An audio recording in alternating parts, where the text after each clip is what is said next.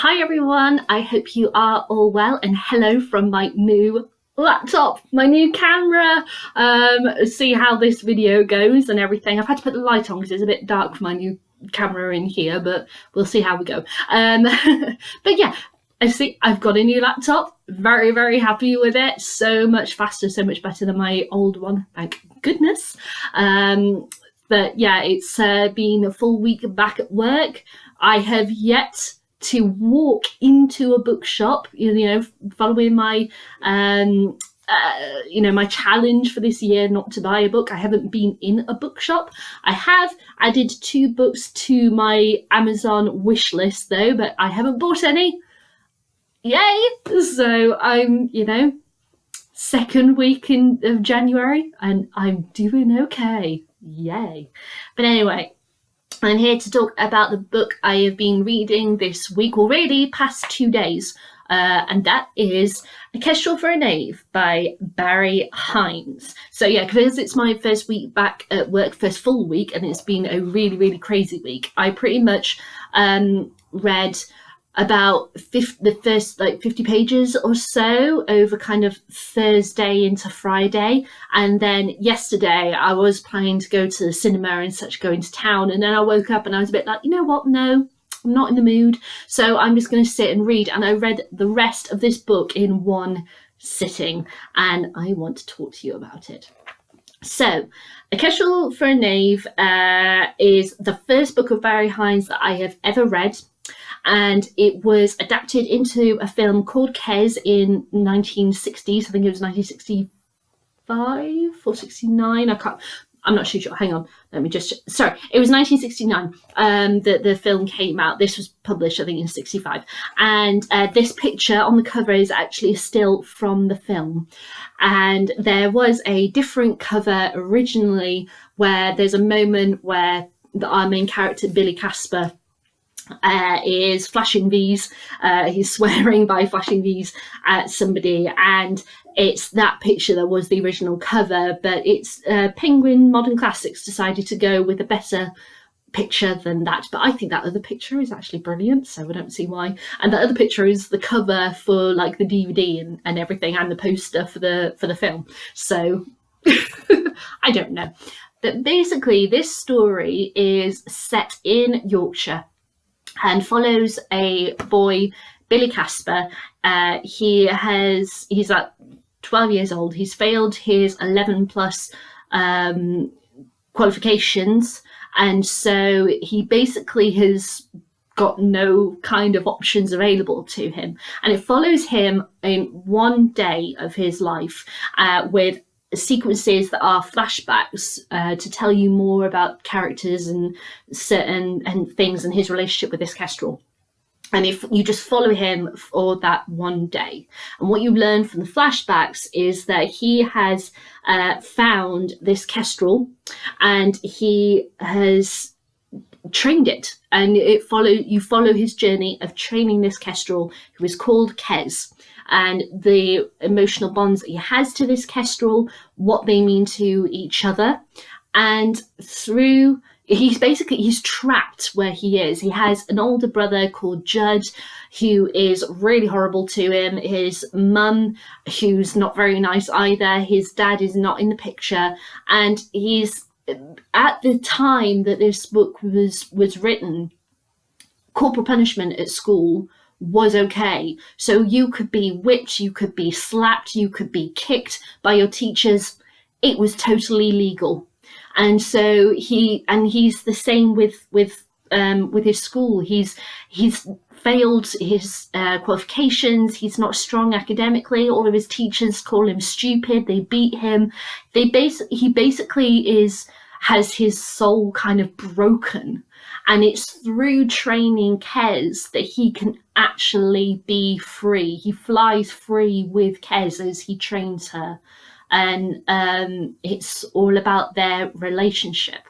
Now, I got this because my mum had bought it for Christmas for my nephew Connor, because he is now the age of what Billy Casper is, and also the age that my mum and my dad were when they read it. And at that time, when they read it, it was part of the school curriculum. It's not now, which is really, really sad.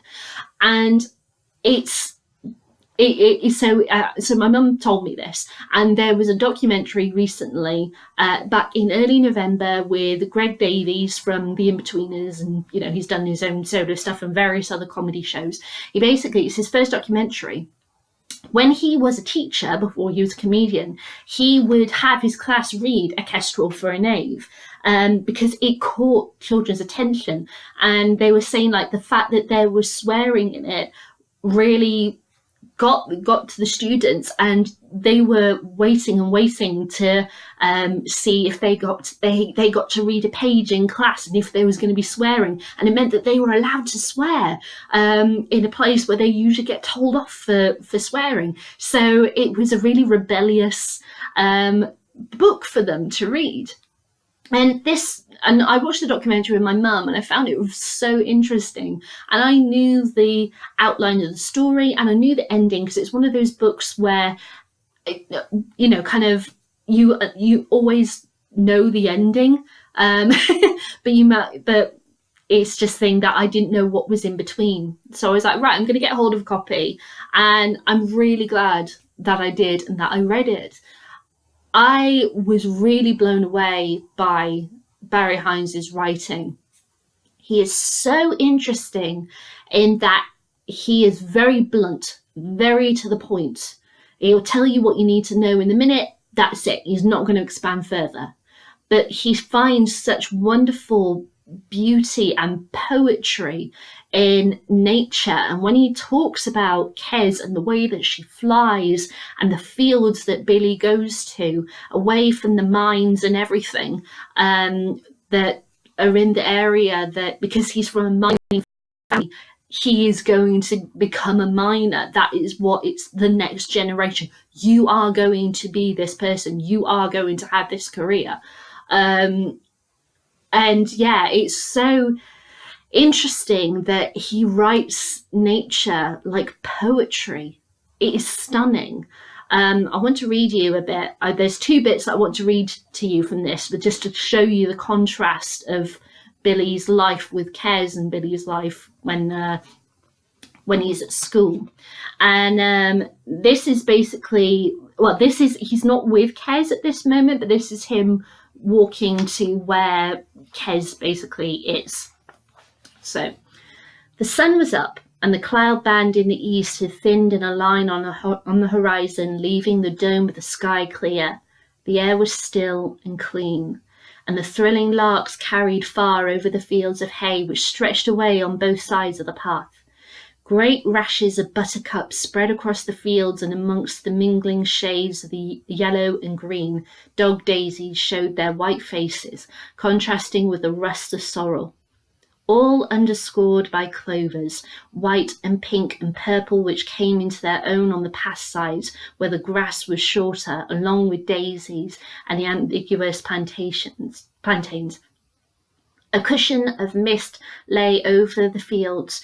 Dew drenched the grass, and the occasional sparkling of the individual drops made Billy glance down as he passed, one tuft with a silver fire.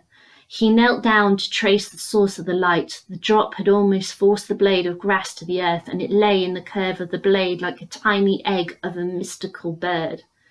Billy moved his hand from side to side to make it sparkle, and when it caught the sun, it exploded, throwing out silver needles and crystal splinters. He lowered his head and slowly, very carefully, touched it with the tip of his tongue. The drop quivered like mercury, but held. He bent and touched it again. It disintegrated and streamed down the channel of the blade to the earth. Slowly the blade began to straighten, climbing steadily like the finger of a clock. That was just wow. And that's page 30 of this book.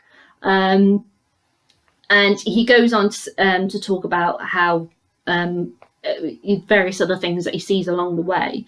And then he enters the wood. So as soon as he entered the wood, Billy left the path and mounted a bank into the undergrowth. He pushed the branches back away from his eyes, keeping hold until the last moment, then releasing them to thrash back into the foliage behind. He cut a branch off an elm sapling, trimmed it to walking stick length, then used it to fence his way through, slashing and fracturing any limb in his path. The undergrowth thinned out, giving way to grassy clearings between the grass. Overhead, their branches webbed into a green canopy, and in places shafts of sunlight angled through, dappling the grey-green trunks and brightening up the colour of the grass and the foliage. Light and shade, a continuous play of light and shade with every rustle of the leaves. Here the bird songs were less frequent, yet more distinct. Hidden somewhere amongst those branches, a chaffinch gave out its long undulated notes, concluding each sequence with a flourish. A wood pigeon managed a few series of throaty cooings, ending each series with an abrupt coo, as though its chest was too sore to carry on. The silence between these calls emphasized the noise of Billy's progress, and birds retreated preemptively before the swishing and snapping. A robin, tick, tick, tick, a pair of wrens, their loud chirrs out of all proportion to their mouse-like size, and a jay, its white rump flashing across the bars of the trees. That is poetry to me. I absolutely loved that. The thing about Billy, I loved that he was so rebellious. He's so angry, and you can understand, given his upbringing with this, this crazy home life here where everybody puts him down, his school that tell him that he is basically the scum of the earth and throw him on the scrap heap because that's where he belongs. A system, a governmental system, which has basically told him that he is going to be a miner and that's all he's good enough for. He can't possibly do better than that because of his social status. I was talking to my mum about this earlier, and she was saying about how, if you think about it, with like his mum, she probably a very hard Yorkshire woman, but if you think about it, there was probably no social services. There was no government help, like benefits and such. There was no one there to help her. It was very hand to mouth to be able to feed her family, and it toughened her up, and it toughened a lot of people went through that. And there were, a lot of people who had to toughen up to be able to get through. You just have to work to be able to afford the small amount that they could. And Billy is stuck. He is completely trapped in this location, and Kes is the only way that he can fly free. And by the end of this book, I was crying. I couldn't believe what I had read. And to show you the contrast of what was going on with his school, to show you kind of the harsh punishments and such that he got. So this is near the end of the book, in which Billy's been a goalie in a football match, and they've basically been told that they're going to carry on in this horrible, cold, muddy pitch, and he hasn't got a uniform, a PE kit and everything, so he just had to wear what was given to him, and he has let a goal in through the goal area that he was playing at, and so ended the game. And the PE teacher knows that he let that goal in, and his PE teacher is really angry with him. So this is the aftermath. He was slipping his jacket on when Sugden is the teacher, when Sugden entered the changing room. Sugden watched him. Then as Billy headed for the door, he stepped across and blocked his path. You in a hurry, Casper? Yes, sir, I've got to get home. Really? Yes, sir. Haven't you forgotten something? Billy looked back at the bare peg and the space beneath it. No, sir. Are you sure? Billy inspected himself, then looked up into Sugden's face. Yes, sir. Sugden smiled at him. Stalemate. Billy looked past him, and by transferring his weight from foot to foot was able to see the door, one-eyed, round each side of him. Right eye, left eye, right eye, left. What about the showers? He nodded over Billy's head towards the stream crowding above the partition wall at the far end of the room. Billy stopped rocking. I've had one, sir. Sugden backhanded him hard across the cheek, swinging his face and knocking him back into an avenue of clothing. Liar! I have, sir. I was first through. Ask anybody. He stroked his cheek, his eyes brimming. Right, I will. Sugden whipped his whistle out of his tracksuit buttons and blew a long shrill blast which was still echoing along after the boys had come to order, and for a few seconds produced a ringing silence of its own which was audible even about the hiss of the showers and the gurgle of the grate. Put your hands up if you saw Casper have a shower. No hands. No replies. The boys continued their activities quietly. Some were dressing, tousled-haired. Some were drying themselves on the terrace of stone tiles set before the showers. The rest, who were crowded to both ends of the partition wall, drifted back behind it and continued their shower. One boy posed Eros-like and allowed a jet of water to play into his palm and waterfall out onto the tiles of the drying area.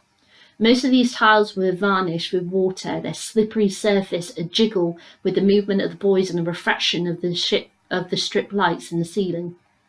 Under the wall, a few tiles remained dry, their grey matte surfaces insensitive to the moment and light. Well, Casper, I thought anyone would tell me. Pause. Purdy, did you see him under the shower? No, sir. Ellis? I didn't see him, sir. Tibbet? He shook his head without even bothering to look up from drying between his toes. Do you want me to ask anyone else, Casper? You lying rat! My mam says that I haven't to have a shower, sir. I've got a cold. Well, let's see your note then. Smiling, he held out his hand. Billy produced nothing to place in it. I haven't got one, sir. Well, get undressed then. I can bring one this afternoon, though. It's no good, lad. I want one now. You know the school rule, don't you? Any boy wishing to be excused from physical education or showers must, at the time of the lesson, produce a sealed letter of explanation signed by one of his parents or legal guardian. Oh, go on, sir. I've got to get home. You can get home, Casper.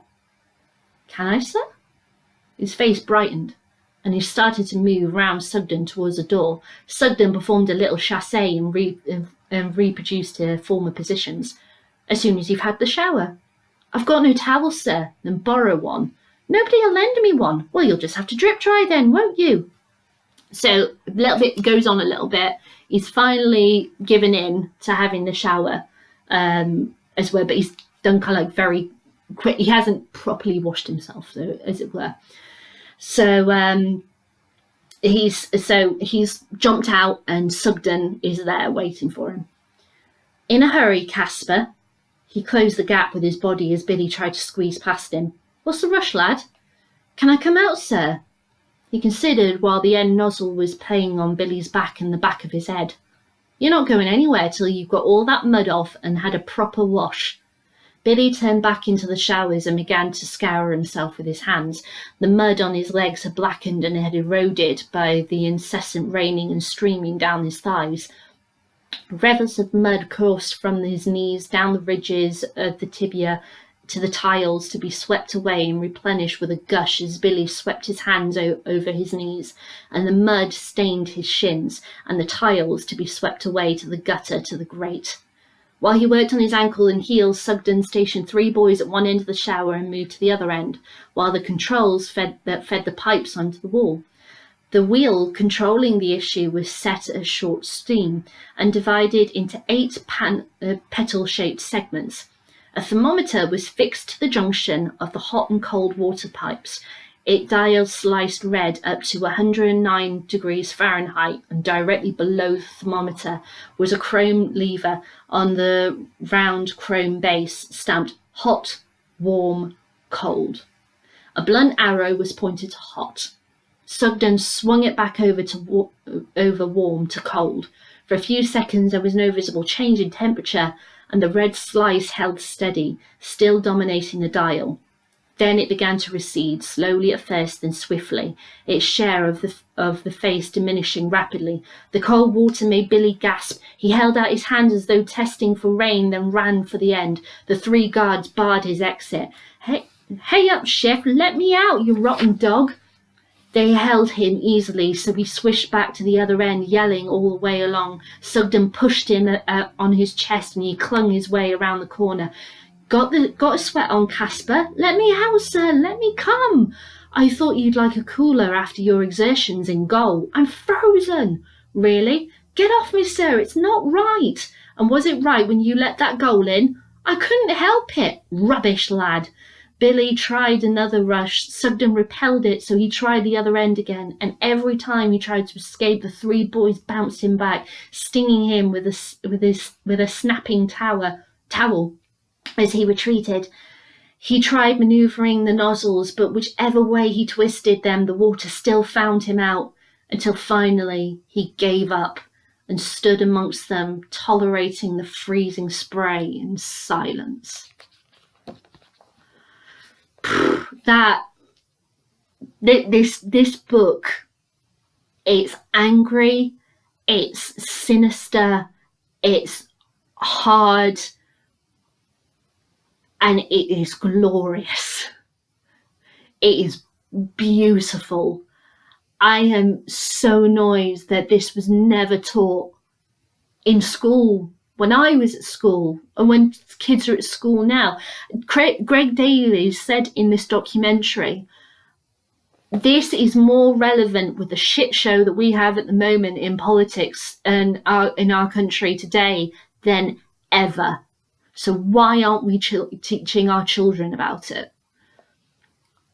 I'm, not just for those people who are watching this, who are adults or whatever.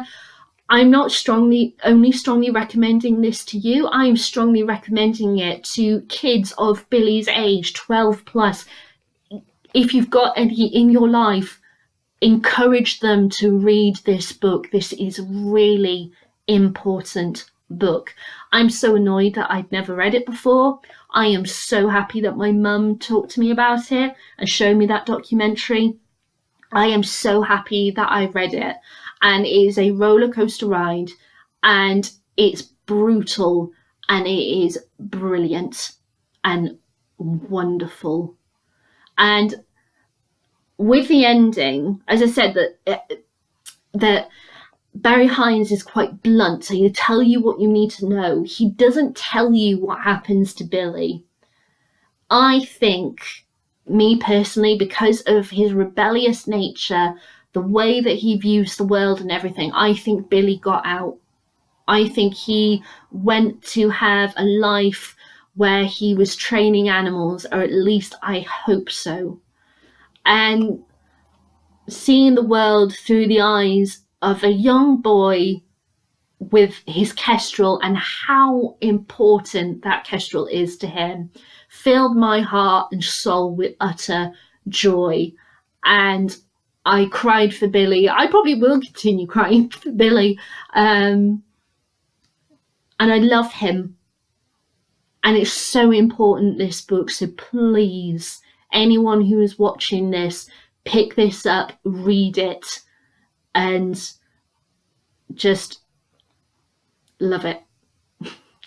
So, as I mentioned, there was a film version made by Ken Loach in 1969 called Kes. I haven't been able to get hold of a copy of it this week, so I haven't been able to watch it, but I've been watching clips of it on YouTube. It is pretty much, as in this documentary with Greg Davies, they said, it wasn't a case of writing a screenplay. The screenplay was already there. It was editing the book. It is word for word copies straight from the book. But instead of, as I said, the book is written as one day in his life and loads of the sequences are on flashback, the film actually took the story and put it completely in linear order. So that's just so that you are aware.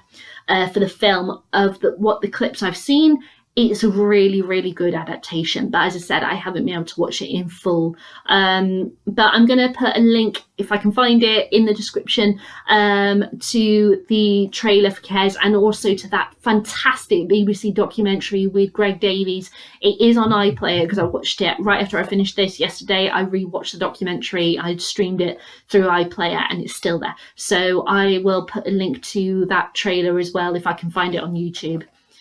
So yeah, those are my thoughts of A Kestral For Knave by Barry Hines. Have you read this book? I would love, love, love to know what you think of it.